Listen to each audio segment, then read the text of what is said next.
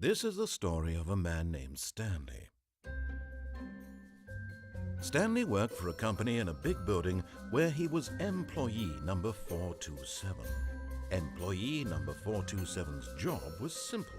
He sat at his desk in room 427 and he pushed buttons on a keyboard. Orders came to him through a monitor on his desk, telling him what buttons to push, how long to push them, and in what order. This is what employee 427 did every day of every month of every year. And although others might have considered it soul-rending, Stanley relished every moment that the orders came in, as though he had been made exactly for this job. And Stanley was happy. And then one day, something very peculiar happened. Something that would forever change Stanley. Something he would never quite forget. He had been at his desk for nearly an hour when he realized that not one single order had arrived on the monitor for him to follow. No one had showed up to give him instructions, call a meeting, or even say hi. Never in all his years at the company had this happened, this complete isolation. Something was very clearly wrong. Shocked, frozen solid, Stanley found himself unable to move for the longest time. But as he came to his wits and regained his senses, he got up from his desk and stepped out of his office.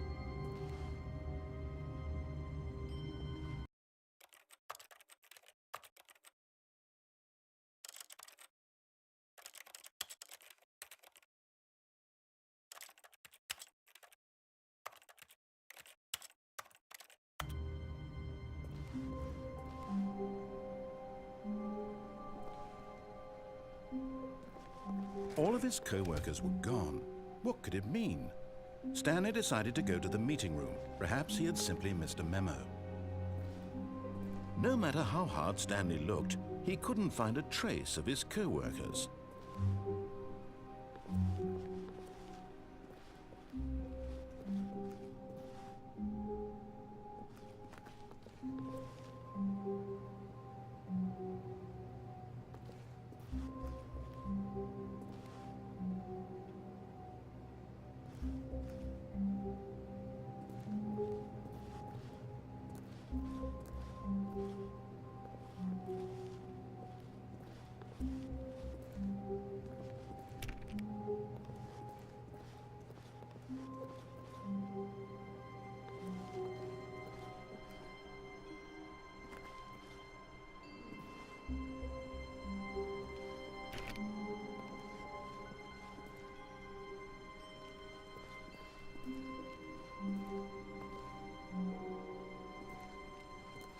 When Stanley came to a set of 2 open doors, he entered the door on his left.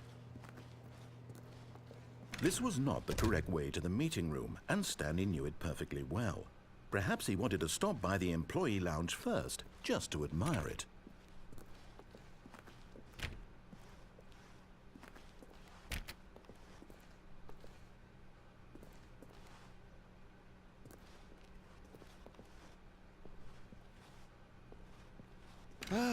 Yes, truly a room worth admiring. It had really been worth the detour after all, just to spend a few moments here in this immaculate, beautifully constructed room.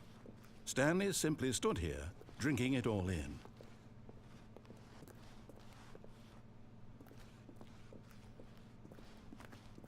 But eager to get back to business, Stanley took the first open door on his left.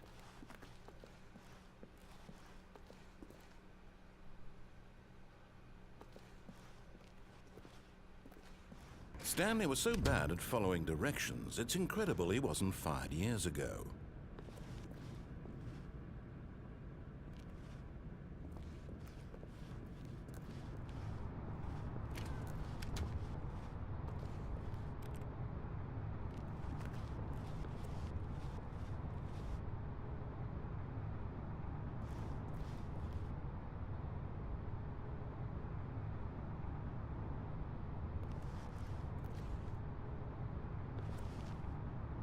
But in his eagerness to prove that he is in control of the story and no one gets to tell him what to do, Stanley leapt from the platform and plunged to his death. Good job, Stanley. Everyone thinks you are very powerful.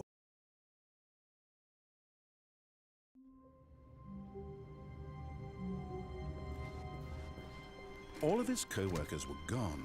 What could it mean? Stanley decided to go to the meeting room. Perhaps he had simply missed a memo.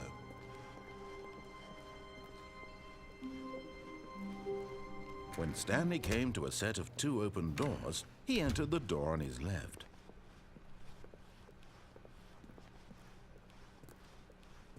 Yet there was not a single person here either.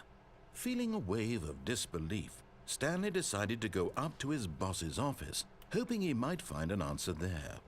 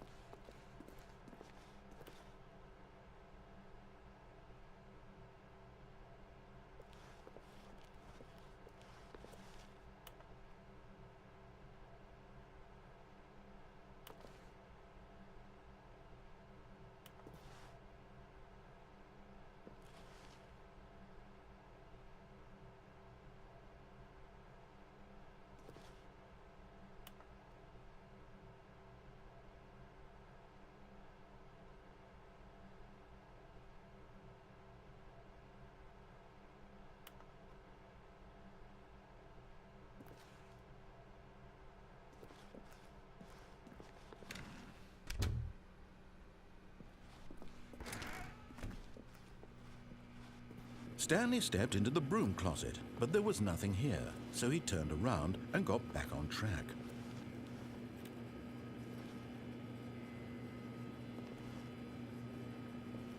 There was nothing here. No choice to make, no path to follow, just an empty broom. Coming to a staircase, Stanley walked upstairs to his boss's office.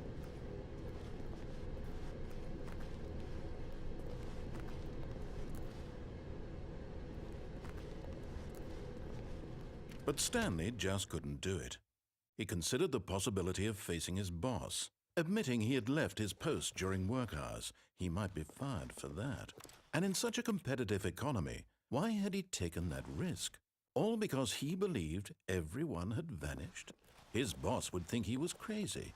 And then something occurred to Stanley. Maybe, he thought to himself, maybe I am crazy. All of my co-workers blinking mysteriously out of existence in a single moment for no reason at all? None of it made any logical sense. And as Stanley pondered this, he began to make other strange observations. For example, why couldn't he see his feet when he looked down? Why did doors close automatically behind him wherever he went? And for that matter, these rooms were starting to look pretty familiar. Were they simply repeating? No, Stanley said to himself, this is all too strange. This can't be real.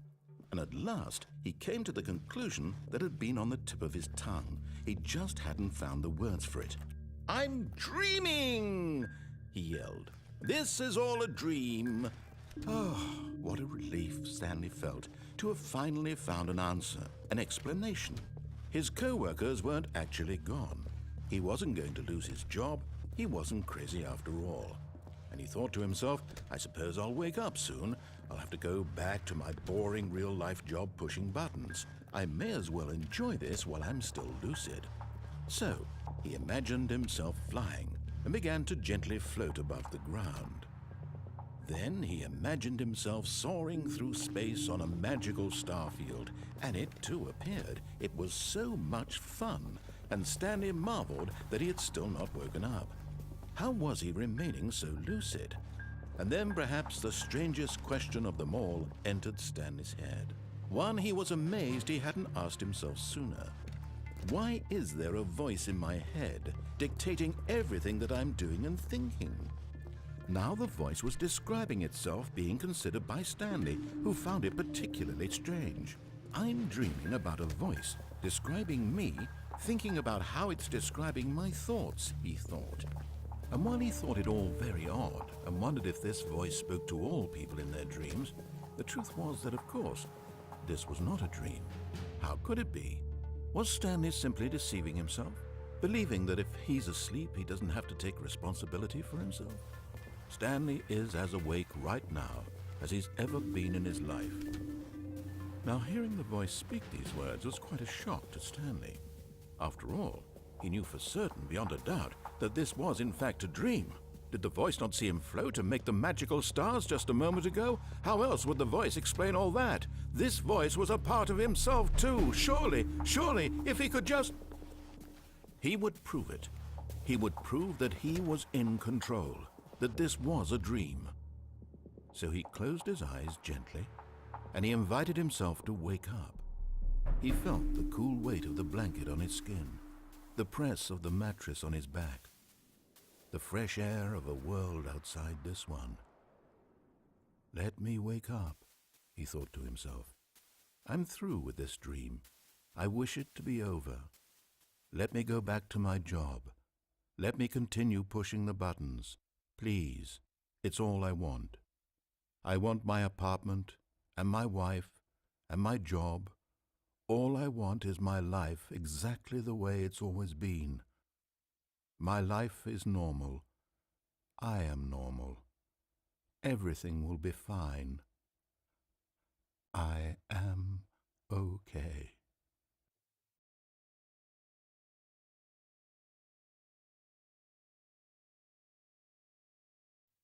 Stanley began screaming. Please, someone, wake me up. My name is Stanley. I have a boss. I have an office. I am real. Please, just someone tell me I am real. I must be real. I must be. Can anyone hear my voice? Who am I? Who am I? And everything went black.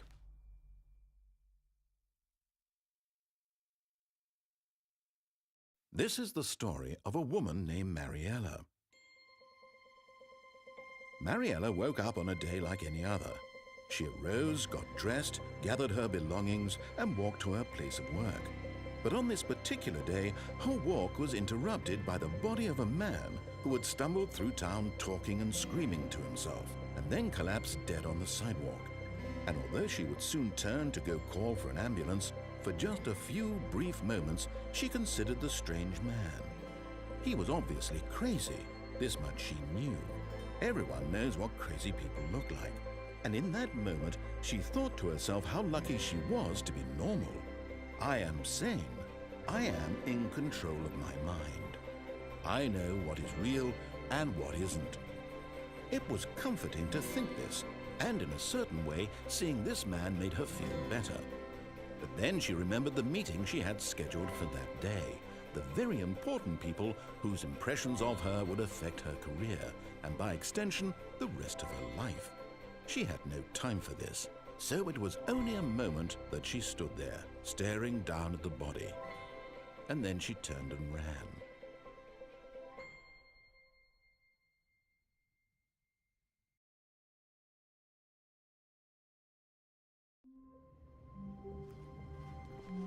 Wait, Stanley thought to himself.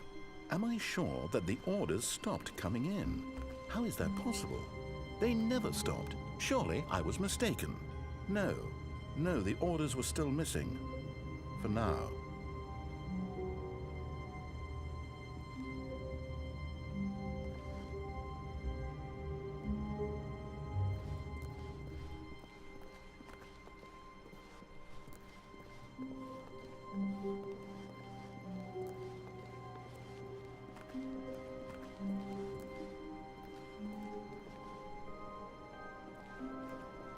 When Stanley came to a set of 2 open doors, he entered the door on his left.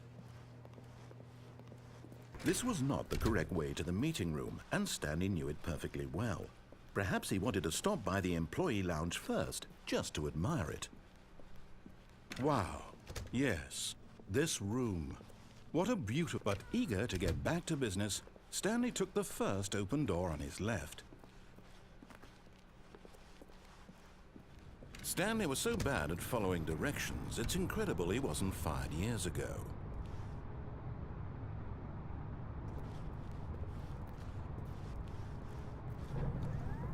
Look, Stanley, I think perhaps we've gotten off on the wrong foot here. I'm not your enemy, really, I'm not. I realize that investing your trust in someone else can be difficult, but the fact is that the story has been about nothing but you all this time. There's someone you've been neglecting, Stanley. Someone you've forgotten about. Please, stop trying to make every decision by yourself. Now, I'm not asking for me, I'm asking for her. This is it, Stanley. Your chance to redeem yourself. To put your work aside. To let her back into your life. She's been waiting.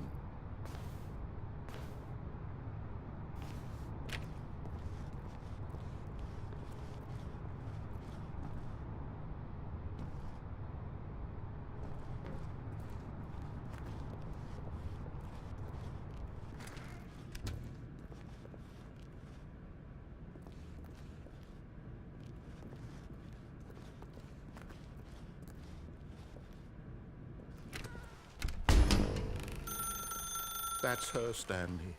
You need to be the one to do this, to reach out to her. If you can truly place your faith in another, then pick up the phone.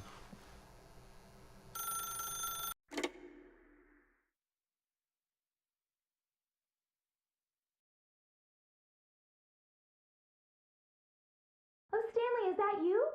Hold on, sweetie. Sorry to keep you waiting. I'm just pulling the bread out of the oven. All right. Okay, there we go. All right, now, I want you to come in and tell me all about your day. Gotcha. Oh, come on. Did you actually think you had a loving wife who'd want to commit their life to you? I'm trying to make a point here, Stanley. I'm trying to get you to see something. Come inside. Let me show you what's really going on here.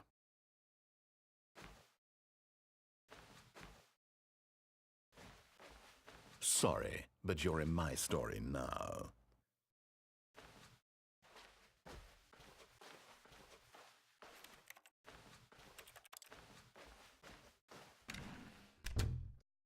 This is a very sad story about the death of a man named Stanley.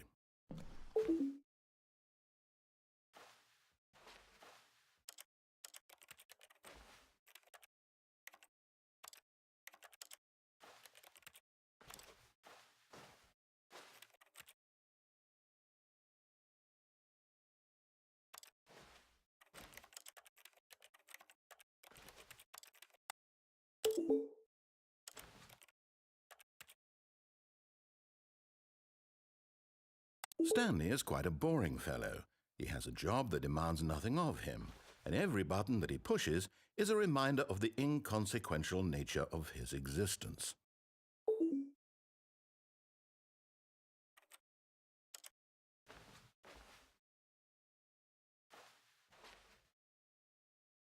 Look at him there, pushing buttons, doing exactly what he's told to do.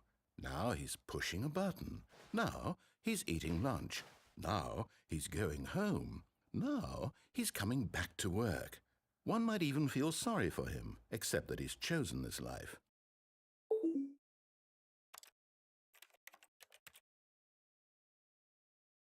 But in his mind, in his mind he can go on fantastic adventures. From behind his desk, Stanley dreamed of wild expeditions into the unknown, fantastic discoveries of new lands. It was wonderful. And each day that he returned to work was a reminder that none of it would ever happen to him. And so he began to fantasize about his own job. First, he imagined that one day while at work, he stepped up from his desk to realize that all of his co-workers, his boss, everyone in the building had suddenly vanished off the face of the earth. The thought excited him terribly. So he went further. He imagined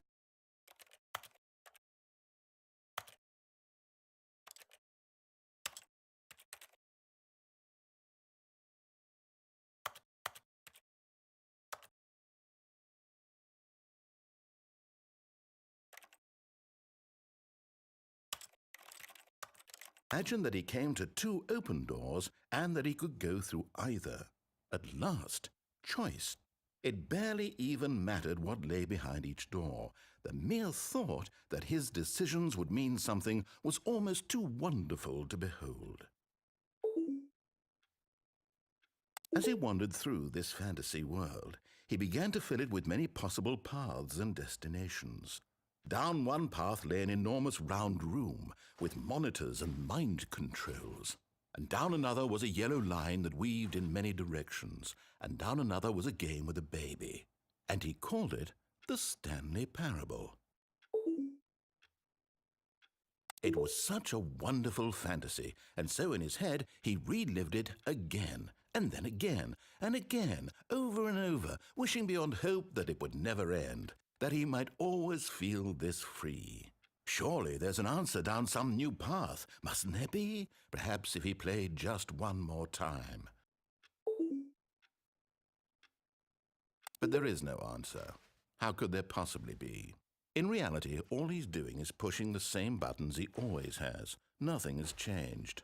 The longer he spends here, the more invested he gets, the more he forgets which life is the real one. And I'm trying to tell him this, that in this world he can never be anything but an observer, that as long as he remains here, he's slowly killing himself. But he won't listen to me. He won't stop. Here, watch this. Stanley, the next time the screen asks you to push a button, do not do it. You see? Can he just not hear me? How can I tell him in a way that he'll understand that every second he remains here, he's electing to kill himself? How can I get him to see what I see? How can I make him look at himself?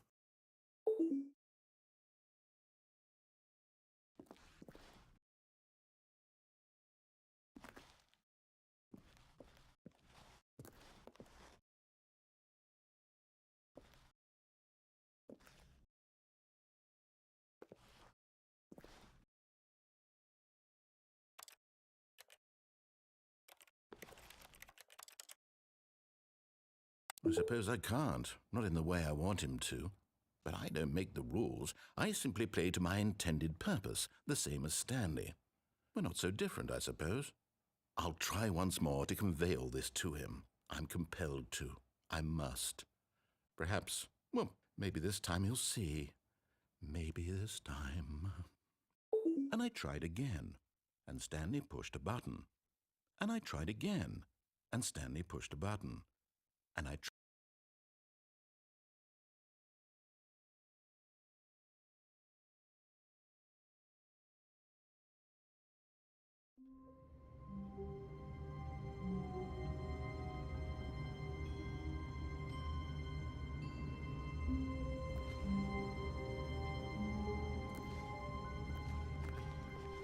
How wonderful.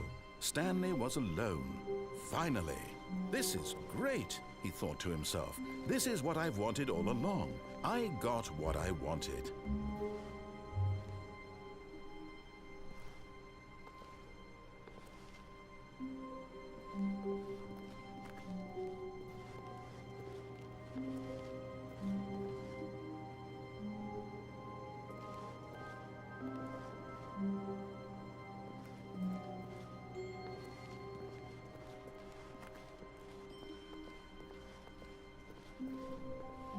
When Stanley came to a set of two open doors, he entered the door on his left. This was not the correct way to the meeting room, and Stanley knew it perfectly well. Perhaps he wanted to stop by the employee lounge first, just to admire it. The lounge was sublime, a work of art. What was it about this room that called so deeply and so personally to Stanley? Its grace? Its subtle charm? No. Stanley knew it was something deeper, something darker.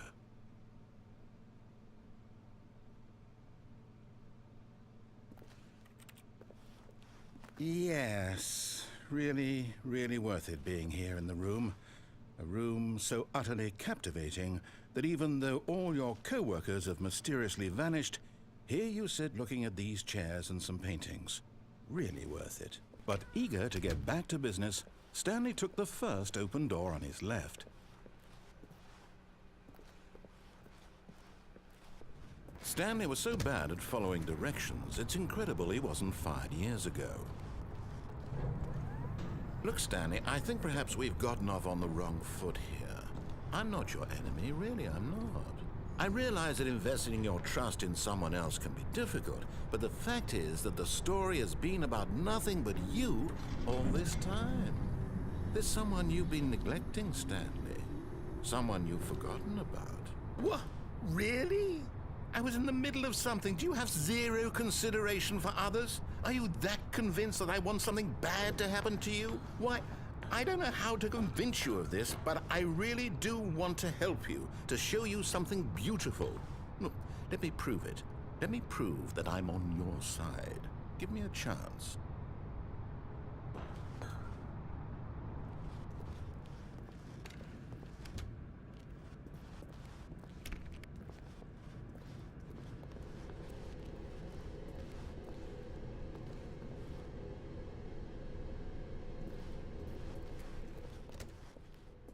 Now listen carefully, this is important. Stanley walked through the red door.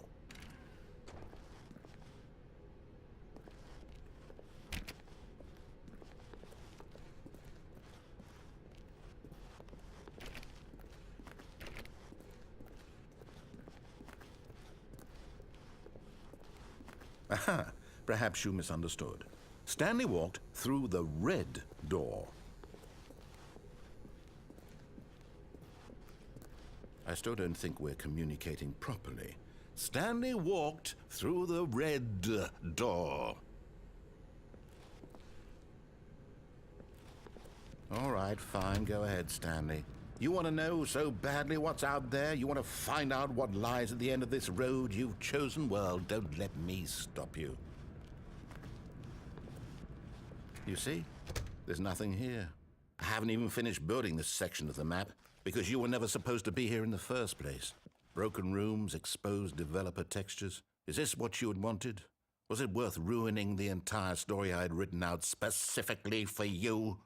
Do you not think I put a lot of time into that? Because I did. And in the end, it was all for nothing, because this is what you wanted to see.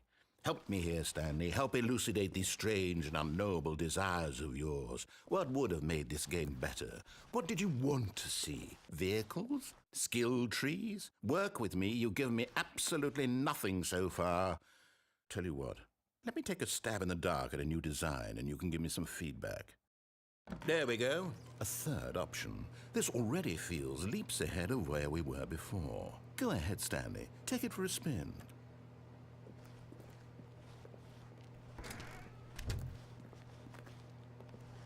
Okay, I'm going to stop you there. Now, tell me about your experience with this new version. Would you say that the game benefited from allowing you more choices? Feel free to be honest. I'm looking for some real critical feedback here.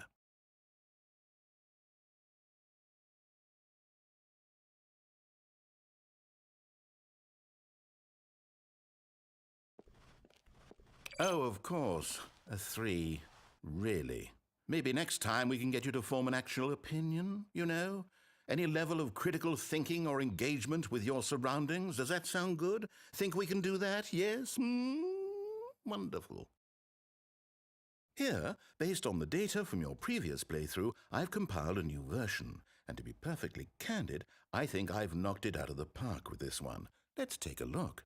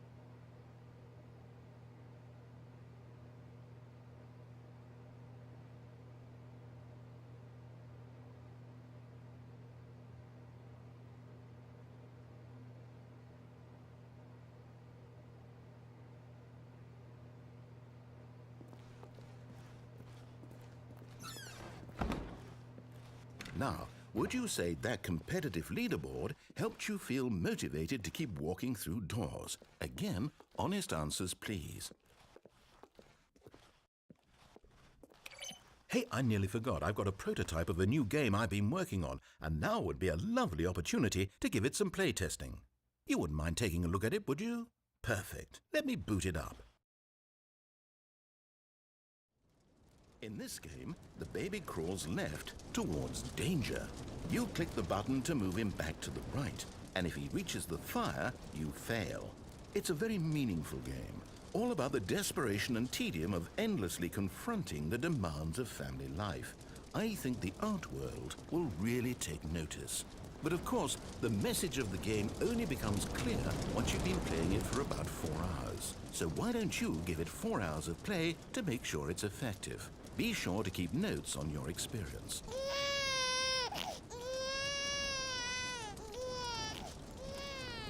You heartless bastard.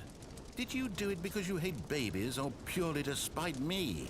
Because if it's the latter, well, I don't know what to do. I'm completely out of ideas. I can't think of a single thing that might improve the experience for me. I'm not even going to try. I'm out, I'm done. It's over. Thank you for playing. Your input was extremely valuable. Oh, hey, since my game was so awful, why don't we play someone else's game, just to ease the pain? Let's see. What do we have here? Yes, this seems like it'll work. Let's give it a shot. Well, Stanley, is this any better? At last, the one thing you've always desired. A game I had absolutely nothing to do with. But is it enough? Tell me that, Stanley. Will it ever be enough? Well, I'll say this. I'm done making things for you. From now on, I will only create to fulfill a greater artistic purpose. Watch this, Stanley. I'm going to build a house.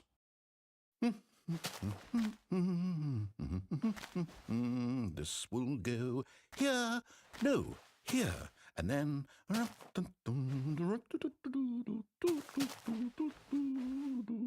Let's see, what does it need? Yes, of course, and just to finish it all off, yes, it's complete. I made this, Stanley. Look at it. Gaze upon my work of art and feel ashamed at your own inadequacy. But you've only seen it from the outside. You've only gotten half the experience. Please, step inside and make yourself comfortable.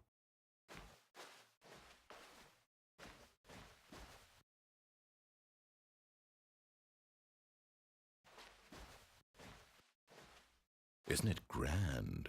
Isn't it perfect? It could only be better if... Wait. That's it. We must rebuild it out of diamond. Diamond everything. Yes. Come along, Stanley. We have to go mining.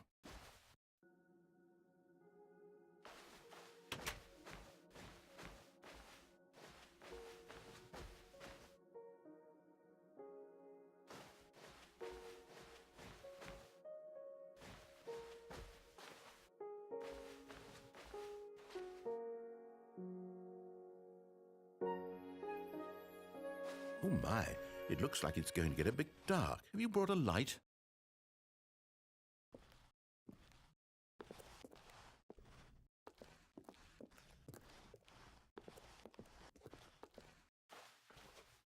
Oh, no. This is far more open-ended than I had in mind. I'm looking for something more narrow and linear. Something that makes you feel utterly irrelevant. This won't do at all. 1 out of 5. Even the diamonds couldn't save this one. Okay, new game.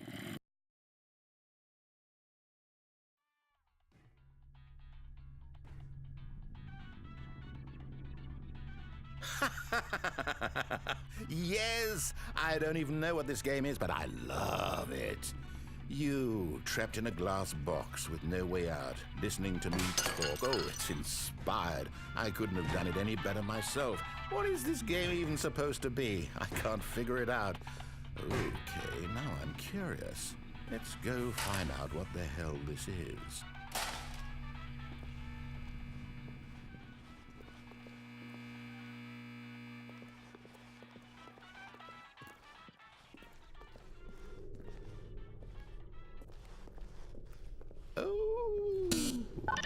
It's a puzzle. Critical thinking, Stanley. Your forte. Genius. No, actually, you know what? I think that's plenty. I really don't care much to see you stumble through any more of these games, and I highly doubt you're any...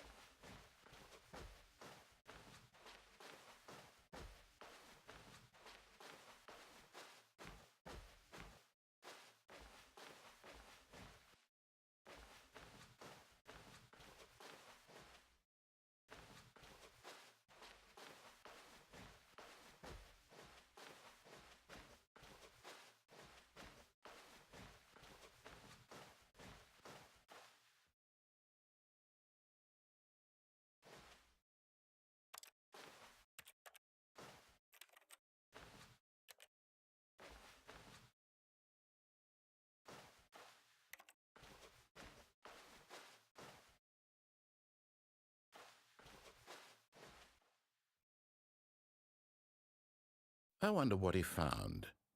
If what he wanted was to be the leading man in his own story, well, perhaps he's gotten it, down in wherever he is right now.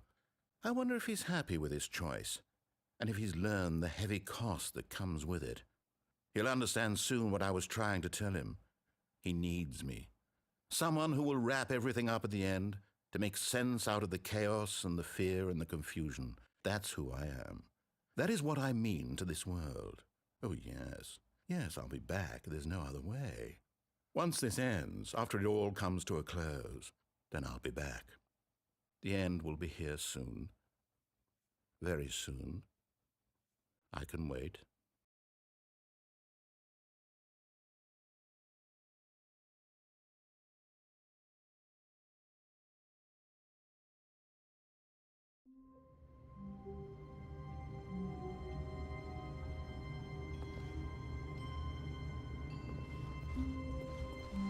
All of his co-workers were gone. What could it mean? Stanley decided to go to the meeting room. Perhaps he had simply missed a memo.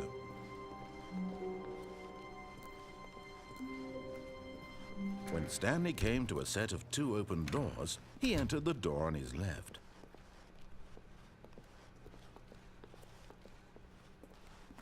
Yet there was not a single person here either. Feeling a wave of disbelief, Stanley decided to go up to his boss's office, hoping he might find an answer there. Coming to a staircase, Stanley walked upstairs to his boss's office.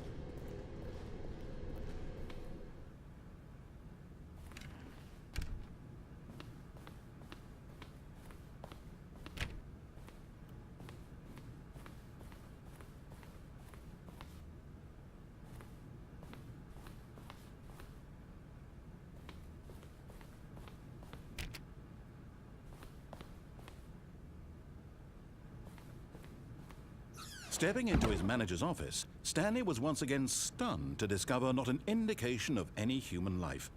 Shocked, unraveled, Stanley wondered in disbelief who orchestrated this, what dark secret was being held from him. What he could not have known was that the keypad behind the boss's desk guarded the terrible truth that his boss had been keeping from him. And so the boss had assigned it an extra secret PIN number, 2845. But of course, Stanley couldn't possibly have known this. Yet incredibly, by simply pushing random buttons on the keypad, Stanley happened to input the correct code by sheer luck. Amazing. He stepped into the newly opened passageway.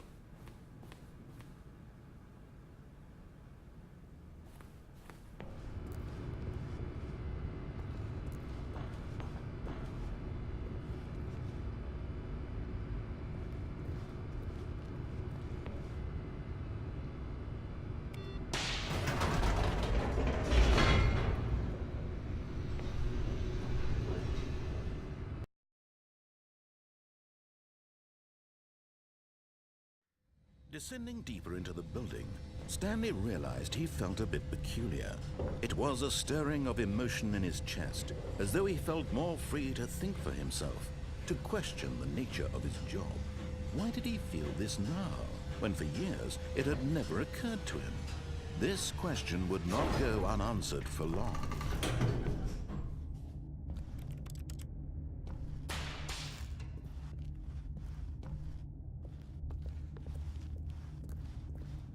Stanley walked straight ahead through the large door that read Mind Control Facility.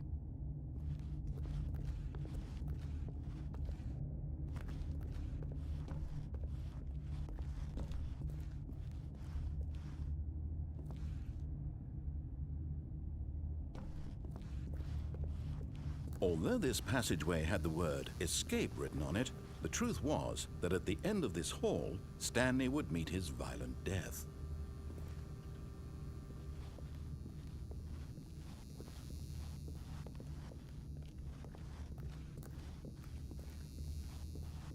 The door behind him was not shut. Stanley still had every opportunity to turn around and get back on track. At this point, Stanley was making a conscious, concerted effort to walk forward and willingly confront his death.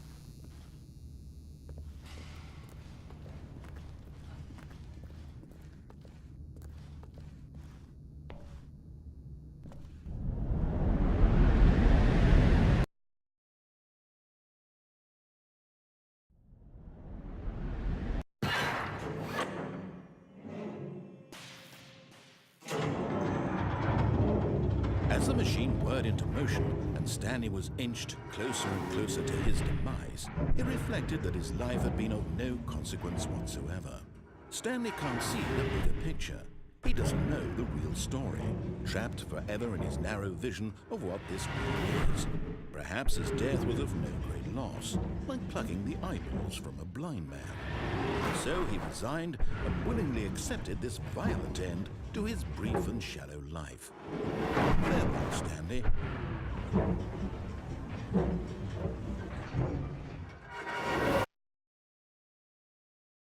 "Farewell, Stanley," cried the narrator, as Stanley was led helplessly into the enormous metal jaws.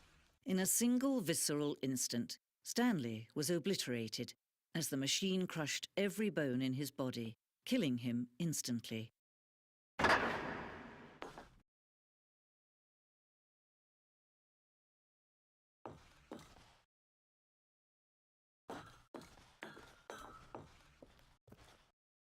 And yet it would be just a few minutes before Stanley would restart the game, back in his office, as alive as ever.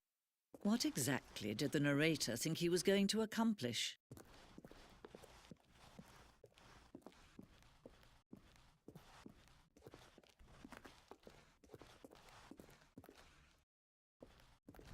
When every path you can walk has been created for you long in advance, death becomes meaningless, making life the same. Do you see now? Do you see that Stanley was already dead from the moment he hit start?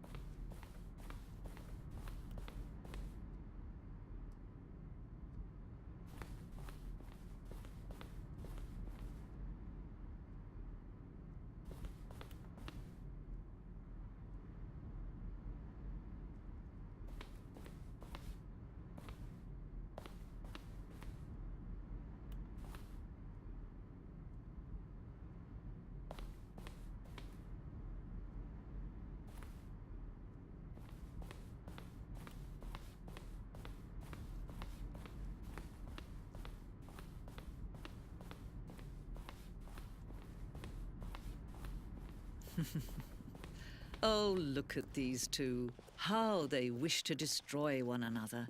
How they wish to control one another. How they both wish to be free.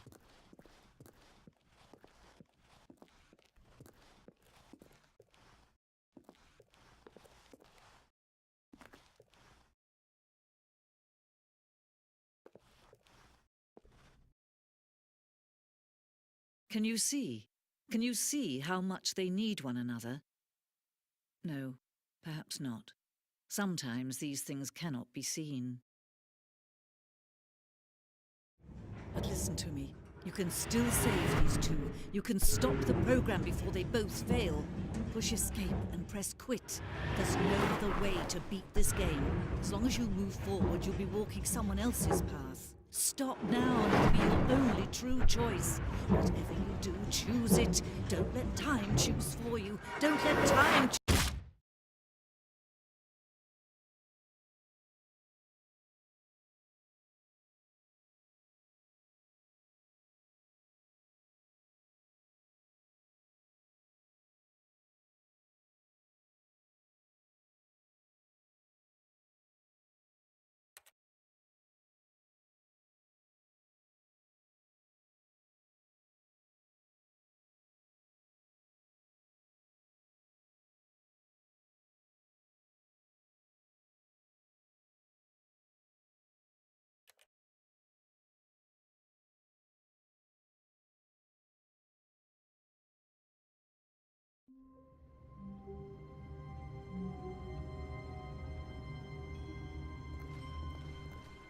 Wait, Stanley thought to himself.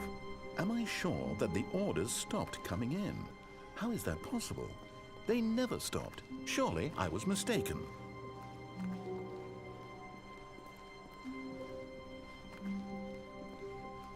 When Stanley came to a set of 2 open doors, he entered the door and this was not the correct way to the meeting room, and Stanley knew it perfectly well. Perhaps he wanted to stop by the employee lounge first, just to admire it.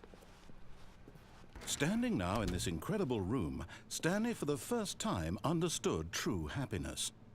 Then the feeling went away, and he felt sad again. Then it came back, and lingered for a minute or two. Now it's only half there.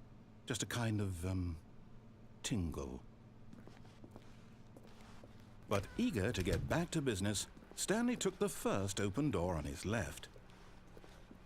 And so he detoured through the maintenance section, walked straight ahead to the opposite door, and got back on track.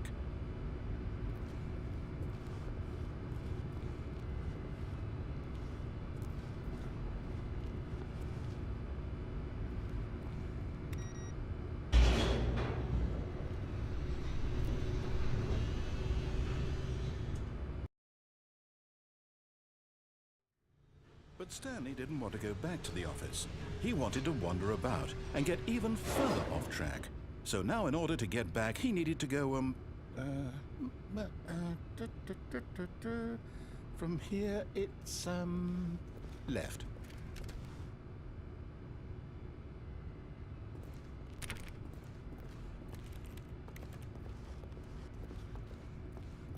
Oh, no, it's to the right, my mistake.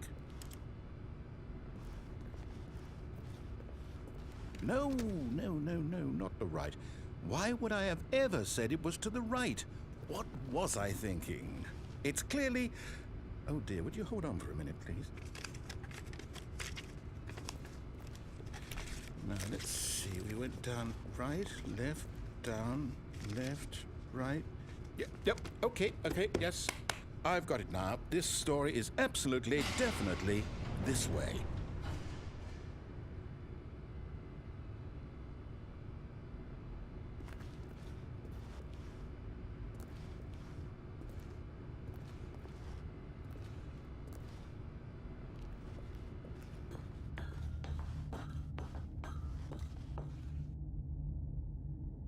No.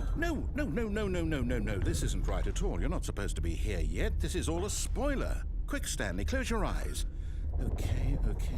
We just have to get back to, oh, who am I kidding? It's all rubbish now.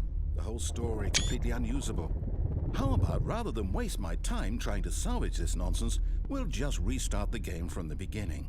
And this time, suppose we don't wander so far off track, Okay, from the top.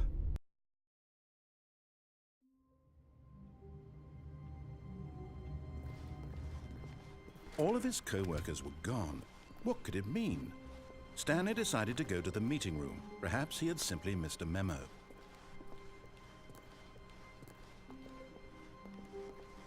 When Stanley... Wait, what? No, I restarted. I swear I definitely restarted the game over, completely fresh. Everything should be... Oh, did something change? Stan, did you change anything when we were back in that room with all the monitors? Did you move the story somewhere, or... Hold on. Why am I asking you? I'm the one who wrote the story. It was right here just a minute ago. I know for sure that it's here somewhere. Okay, then. It's an adventure. Come, Stanley. Let's find the story.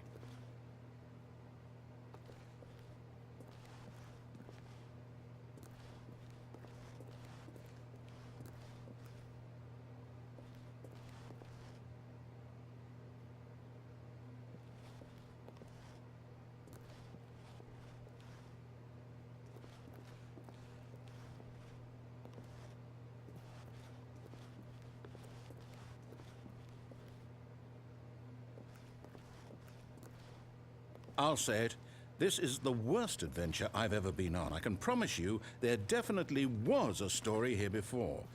Do we need to restart the game again? Well, I find it unlikely that we'll ever progress by starting over and over again, but it's got to be better than this. Okay, let's give it a shot. Why not?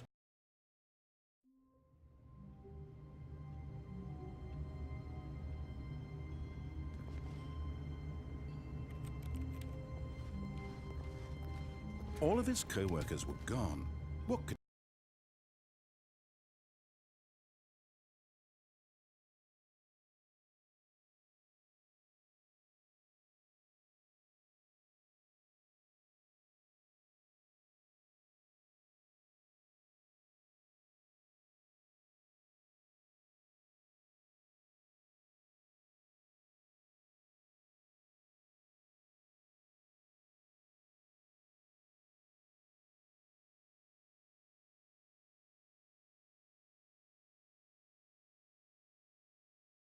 did it mean? Stanley decided to go to the meeting room. Perhaps he had simply missed a memo.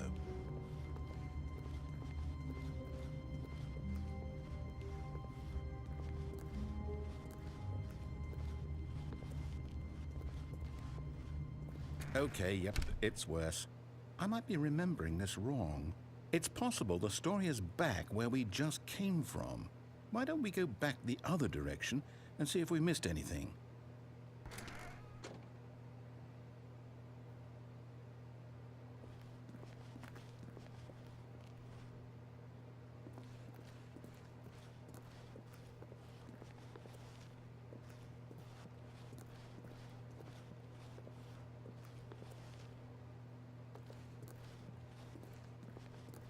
Aha!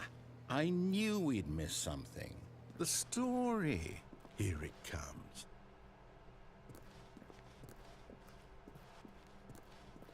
No, wait. Never mind. Not the story. Okay, let's head back the other way and retrace our steps.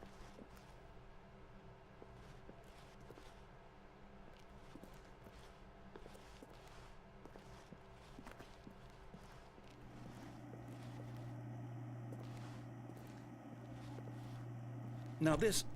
Well, I'll be honest, I don't recognize this place at all. Is this the story? I don't think so. I can't quite recall, but I believe my story took place in an office building. Is that correct? Do you remember, Stanley? Well, do you know what? Since I've completely forgotten what we were supposed to be doing, how about this? You win! Congratulations! I know you put in a lot of hard work, and it really paid off, so... Good job. Oh, no, I don't feel right about this at all. We both know you didn't put in any actual work for that win. Some people win fair and square, and this was not one of those situations. Okay, I'm getting weirded out by whatever this place is. I don't care what might happen this time, I have to restart.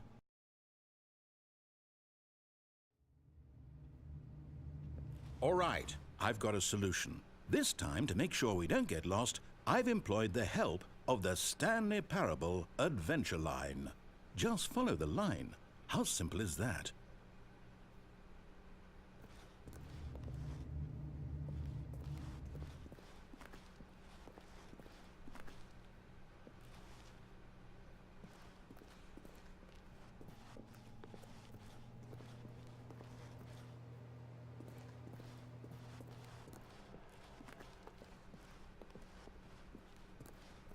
No, I'm down. We're leaving it up to the line from now on.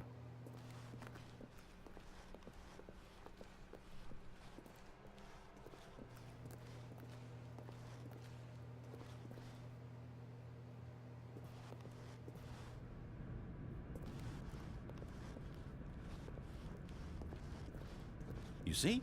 The line knows where the story is. It's over in this direction. Onward, Stanley, to destiny.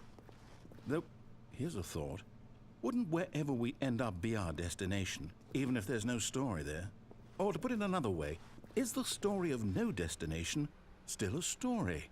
Simply by the act of moving forward, are we implying a journey such that a destination is inevitably conjured into being via the very manifestation of the nature of life itself? Okay, Stanley, I need to follow this train of thought for a minute. Just stick with me.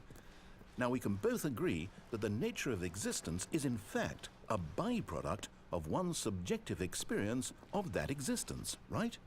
Okay.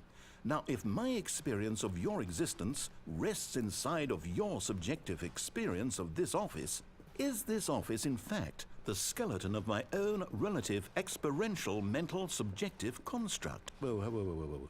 Hang on. That got a bit weird back there. Well, I'd like to apologize. Not sure where I was going with all that. You know what? I think what we need right now is a bit of music to lighten the mood.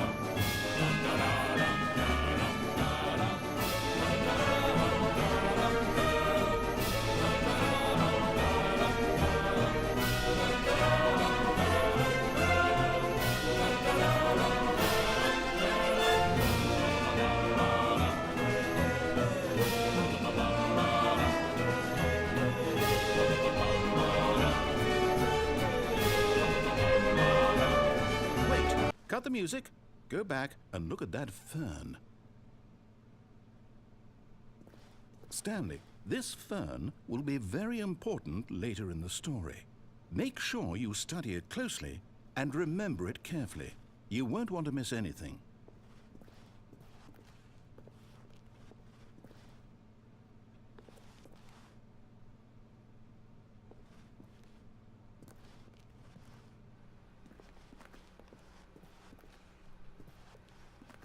Wait, what? We're back at the office? No. Line, you do know we're looking for the Stanley Parable, right? The story? Is any of this ringing a bell?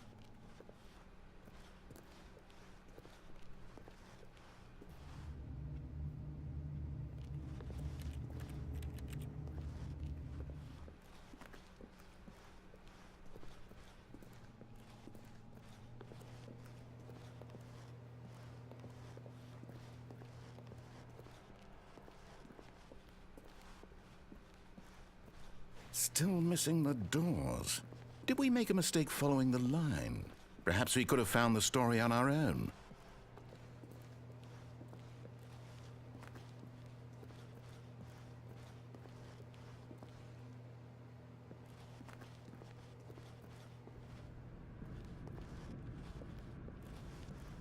Oh, no, not again. Line, how could you have done this to us? And after we trusted you, after everything we've been through, you... Oh, I can't take this anymore. To hell with it. Restart.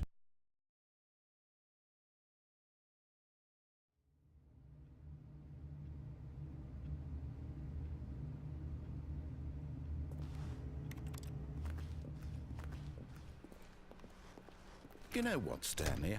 I say forget the adventure line. What's it ever done for us? We're intelligent people, right? Why can't we make up our own story? Something exciting, daring, mysterious. Ooh, this all sounds perfectly doable. Why don't we simply start wandering in, well, I don't know. How about this direction?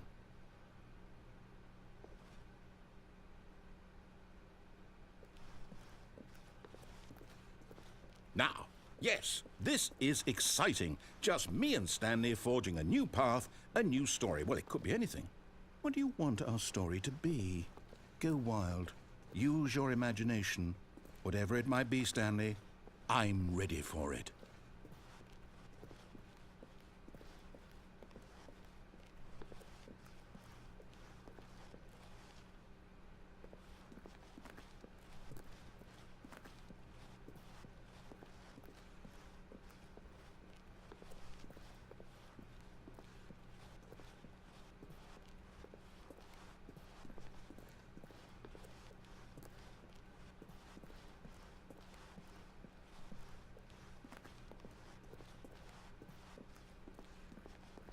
Oh, no, not you again. Stanley, I'd also like to veto the line from having any role in our awesome new story. No lines or monitor rooms. Just don't acknowledge it, and we should be fine.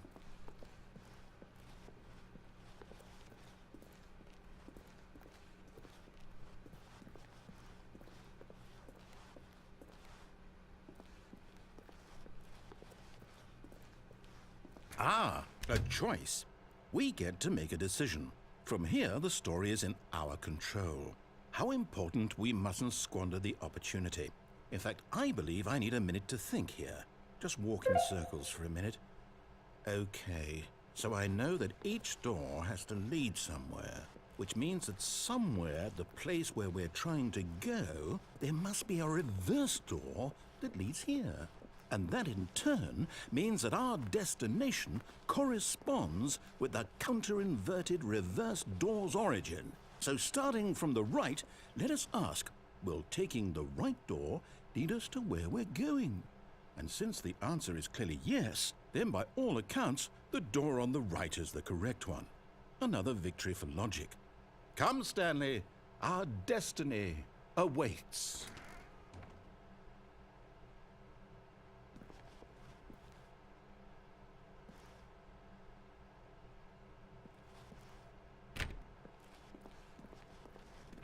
Hold up, what's this? The confusion ending. You're telling me that's what this is? It's all one giant ending? And we're supposed to restart the game, what, eight times? That's really how all this goes? It's all determined? So now, according to the schedule, I restart again. Then what? Am I just supposed to forget? Well, what if I don't want to forget? My mind goes blank simply because it's written here on this thing, wall. Well, who consulted me? Why don't I get to decide? Why don't I get a say in all of this? Is it really No, it can't be. I don't want it to be. I don't want the game to keep restarting. I don't want to forget what's going on. I don't want to be trapped like this. I won't restart the game. I won't do it. I won't do it. I won't do it. And the timer stopped? Does that mean, did we do it? Did we break the cycle? The, whatever it is that made this schedule? How would we even know? Will someone come for us? Will something happen? So, okay. I guess now we just wait. You know, I suppose in some way that this is a kind of story, wouldn't you agree? I'm not quite sure if we're in the destination or the journey, though they're always saying that life is about the journey and not the destination. So I hope that's where we are right now. We'll find out, won't we? Eventually. Well, in the meantime...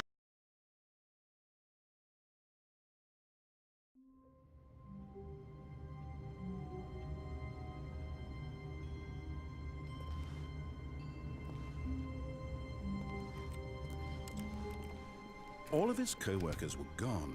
What could it mean? Stanley decided to go to the meeting room. Perhaps he had simply missed a memo.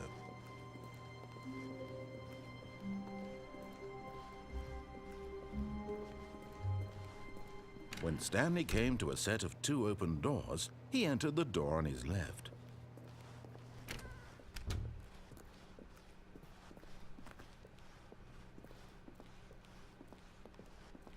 Yet there was not a single person here either. Feeling a wave of disbelief, Stanley decided to go up to his boss's office, hoping he might find an answer there. Oh no, no, not again. I won't be part of this. I'm not going to encourage you. I'm not going to say anything at all. I'm just going to be patient and wait for you to finish whatever it is you enjoy doing so much in this room. Please take your time.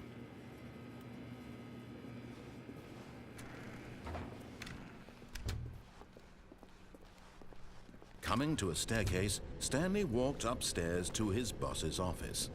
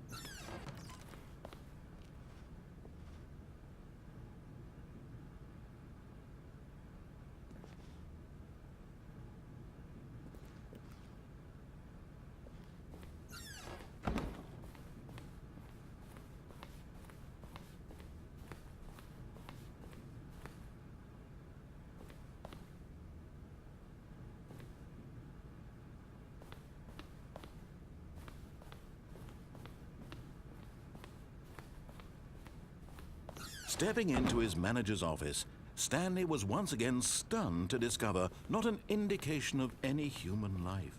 What could it mean? Stanley wondered aloud to nobody. He began wildly tearing through papers on the boss's desk, pulling books off the shelf, looking behind paintings, desperate for clues to his situation. But his attention was caught by a keypad behind the boss's desk. What could its purpose be? In fact, this keypad guarded the terrible secret that lay buried below his feet. And so the boss had assigned it an extra secret PIN number, 2845. But of course, yet incredibly, by simply pushing random buttons on the keypad, Stanley happened to input the correct code by sheer luck. Amazing. He stepped into the newly opened passageway.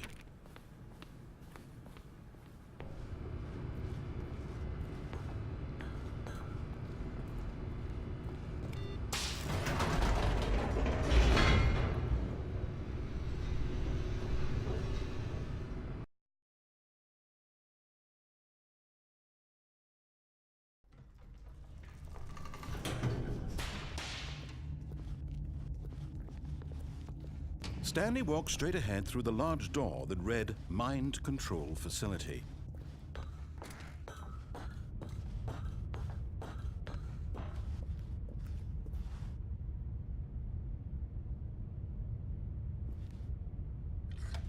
The lights rose on an enormous room packed with television screens.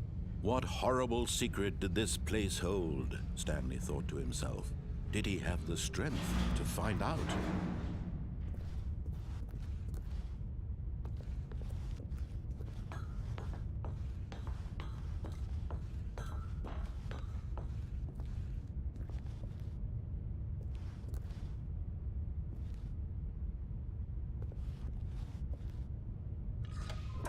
Now the monitors jumped to life, their true nature revealed. Each bore the number of an employee in the building, Stanley's co-workers. The lives of so many individuals reduced to images on a screen, and Stanley, one of them, eternally monitored in this place where freedom meant nothing.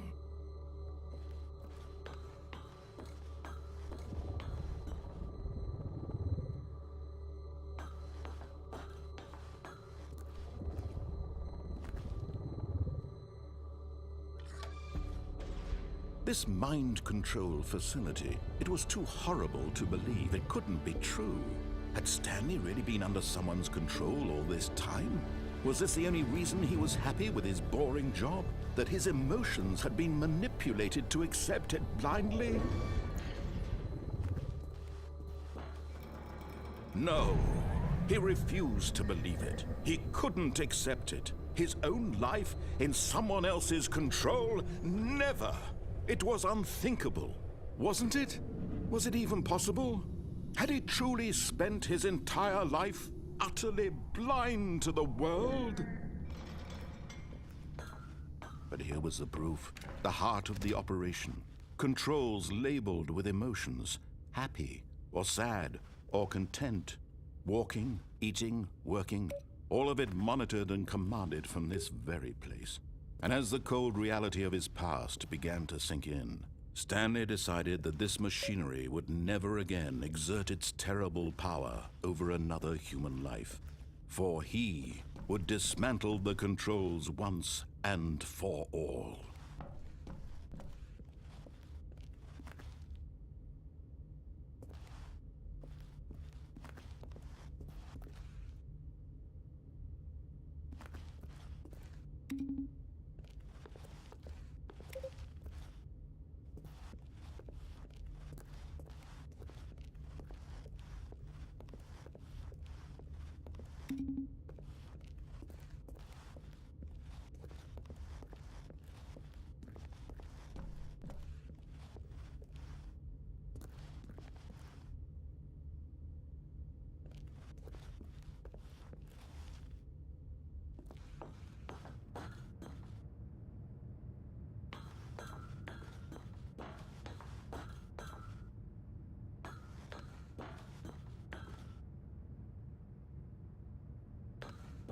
And when at last he found the source of the room's power, He knew it was his duty, his obligation, to put an end to this horrible place and to everything it stood for.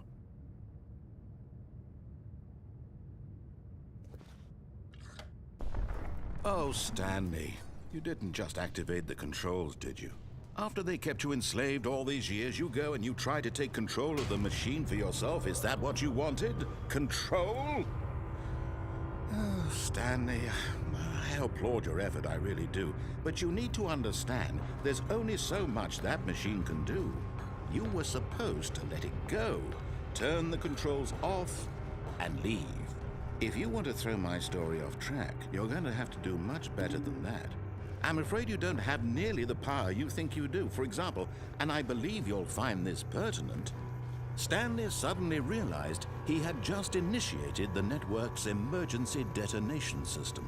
In the event that this machine is activated without proper DNA identification, nuclear detonators are said to explode, eliminating the entire complex. How long until detonation then? Let's say, 2 minutes. Now this is making things a little more fun, isn't it, Stanley? It's your time to shine. You are the star. It's your story now. Shape it to your heart's desires. Oh, this is much better than what I had in mind. What a shame we have so little time left to enjoy it. Mere moments until the bomb goes off. But what precious moments each one of them is. More time to talk about you, about me, where we're going, what all this means. I barely know where to start. What's that? You'd like to know where your co-workers are?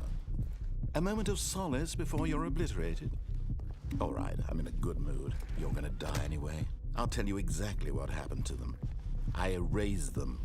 I turned off the machine. I set you free. Of course, that was merely in this instance of the story. Sometimes when I tell it, I simply let you sit there in your office forever, pushing buttons endlessly and then dying alone. Other times, I let the office sink into the ground, swallowing everyone inside, or I let it burn to a crisp. I have to say this, though, this version of events has been rather amusing. Watching you try to make sense of everything and take back the control wrested away from you, it's quite rich. I almost hate to see it go. But I'm sure whatever I come up with on the next go-around will be even better. My goodness, only 34 seconds left. But I'm enjoying this so much. You know what? To hell with it. I'm going to put some extra time on the clock. Why not? These are precious additional seconds, Stanley. Time doesn't grow on trees. Oh dear me, what's the matter, Stanley? Is it that you have no idea where you're going or what you're supposed to be doing right now?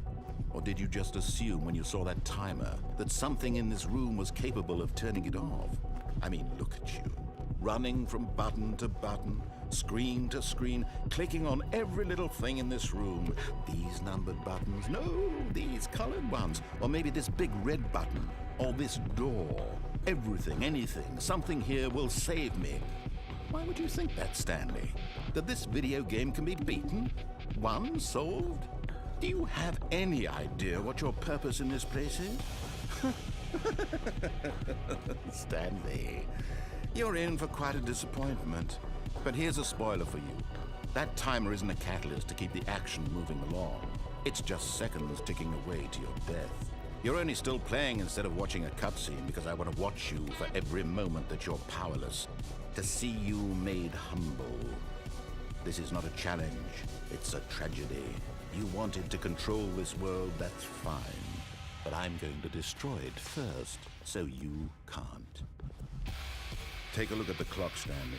That's 30 seconds you have left to struggle. 30 seconds until a big boom and then nothing. No ending here, just you being blown to pieces. Will you cling desperately to your frail life, or will you let it go peacefully? Another choice. Make it count, or don't. It's all the same to me, all a part of the joke. And believe me, I will be laughing at every second of your inevitable life from the moment we fade in until the moment I say, happily ever after.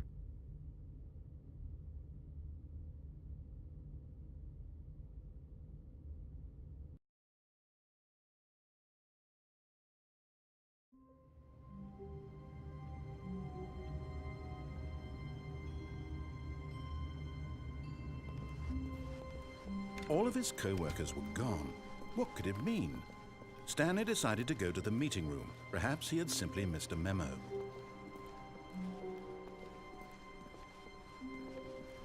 When Stanley came to a set of 2 open, this was not the correct way to the meeting room, and Stanley knew it perfectly well. Perhaps he wanted to stop by the employee lounge first, just to admire it. Stanley felt lightheaded, butterflies in his stomach, giddy in a way he had never known before. Was it this room? A connection between the two? Could a man love a room? I mean, truly, truly, deeply, madly love. But eager to get back to business, Stanley took the first open door on his left.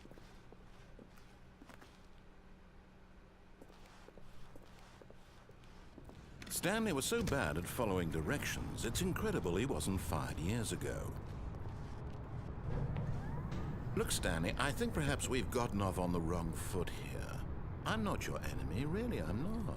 I realize that investing your trust in someone else can be difficult, but the fact is that the story has been about nothing but you all this time. There's someone you've been neglecting, Stanley. What? Really? I was in the middle of something. Do you have zero consideration for others? Are you that convinced that I want something bad to happen to you? Why, I don't know how to convince you of this, but I really do want to help you, to show you something beautiful. Look, let me prove it. Let me prove that I'm on your side. Give me a chance. Now listen carefully, this is important. Stanley walked through the red door. Oh, thank God you are willing to listen to me. Do you see that I really have wanted you to be happy all this time? The problem is all these choices. The two of us always trying to get somewhere that isn't here. Running and running and running, just the way you're doing right now. Don't you see that it's killing us, Stanley? I wanted to stop. We would both be so much happier if we just stopped. And I think I have a solution. Here, let me show you.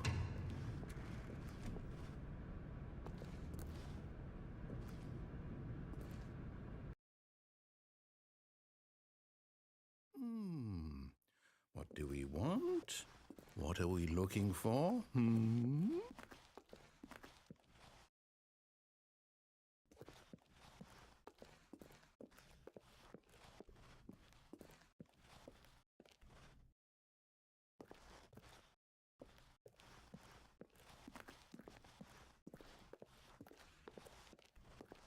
Here. Yes. Oh, it's beautiful, isn't it? If we just stay right here, right in this moment with this place, Stanley, I think I feel happy. I actually feel happy.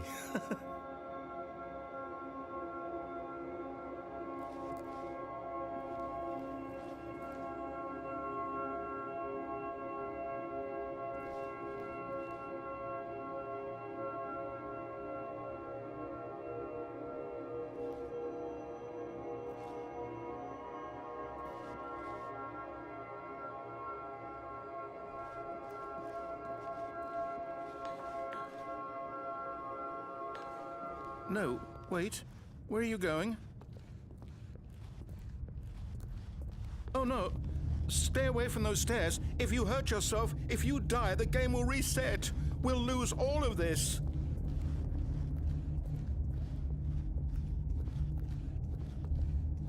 Please, no, Stanley, let me stay here. Don't take this from me.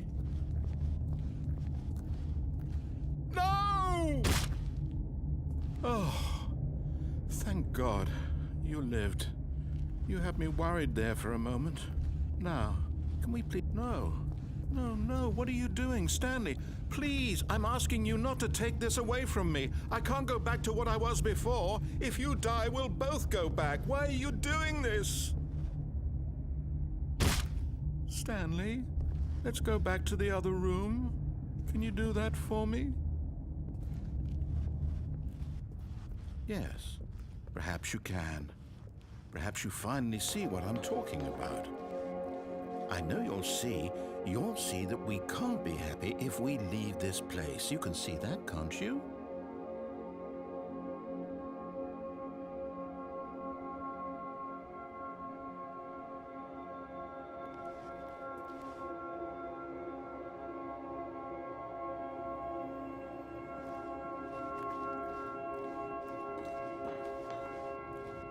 No, perhaps not.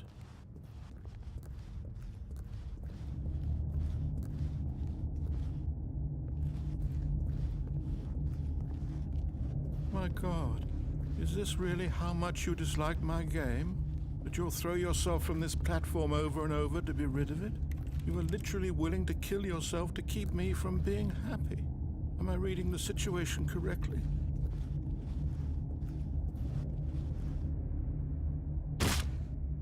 Or maybe you're just getting a kick out of it. I don't know anymore. I just wanted us to get a... Do you actually want to stay alive? Or are you just teasing me?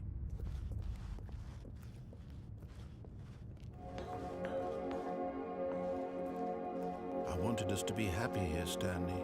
I really did. I wish I still thought that was possible.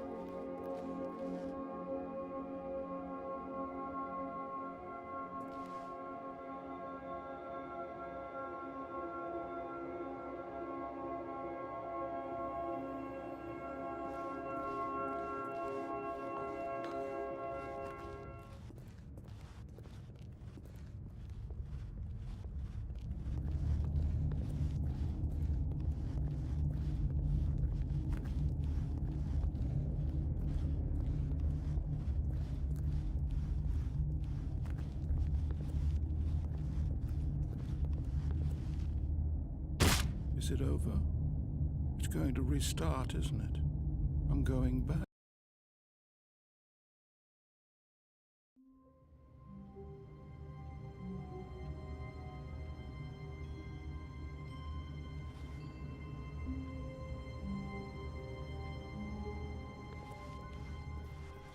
Wait, Stanley thought to himself. Am I sure that the orders stopped coming in? How is that possible? They never stopped. Surely I was mistaken. No, the orders were still missing. For now.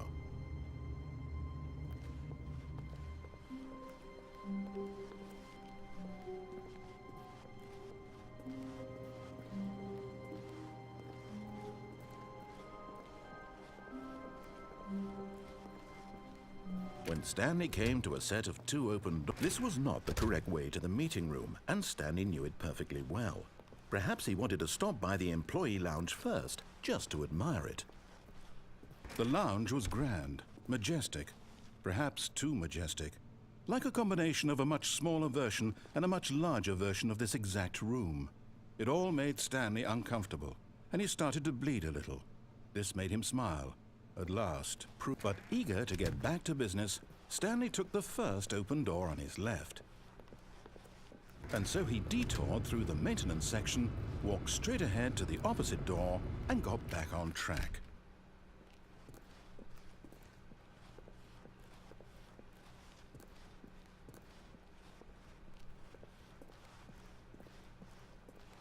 Yet there was not a single person here either.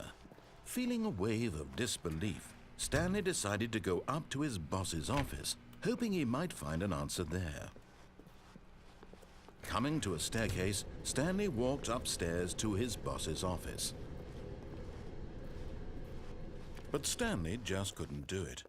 He considered the possibility of facing his boss, admitting he had left his post during work hours. He might be fired for that. And in such a competitive economy, why had he taken that risk? All because he believed everyone had vanished? His boss would think he was crazy. And then something occurred to Stanley. Maybe, he thought to himself, maybe I am crazy. All of my co-workers blinking mysteriously out of existence in a single moment for no reason at all? None of it made any logical sense. And as Stanley pondered this, he began to make other strange observations. For example, why couldn't he see his feet when he looked down? Why did doors close automatically behind him wherever he went? And for that matter, these rooms were starting to look pretty familiar. Were they simply repeating? No, Stanley said to himself, this is all too strange. This can't be real. And at last, he came to the conclusion that had been on the tip of his tongue. He just hadn't found the words for it.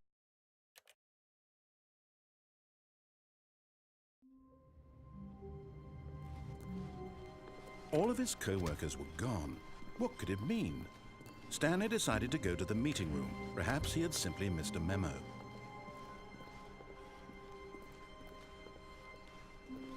When Stanley came to a set of 2 open doors, he entered the door, and this was not the correct way to the meeting room, and Stanley knew it perfectly well. Perhaps he wanted to stop by the employee lounge first, just to admire it. And here it was, the lounge. But eager to get back to business, Stanley took the first open door on his left. Stanley was so bad at following directions, it's incredible he wasn't fired years ago. Look, Stanley, I think perhaps we've gotten off on the wrong foot here. I'm not your enemy, really, I'm not. I realize that investing your trust in someone else can be difficult, but the fact is that the story has been about nothing but you all this time. What? Really? I was in the middle of something. Do you have zero consideration for others? Are you that convinced that I want something bad to happen to you? Why, I don't know how to convince you of this, but I really do want to help you, to show you something beautiful. Look, let me prove it. Let me prove that I'm on your side. Give me a chance. Now listen carefully, this is important. Stanley walked through the red door. Aha, perhaps you misunderstood. Stanley walked through the red door. I still don't think we're communicating properly. Stanley walked through the red door. Oh, thank God you are willing to listen to me. Do you see that I really have wanted you to be happy all this time? The problem is all these choices. The 2 of us always trying to get somewhere that isn't here. Running and running and running, just the way you're doing right now. Don't you see that it's killing us, Stanley? I wanted to stop. We would both be so much happier if we just stopped. And I think I have a solution. Here, let me show you.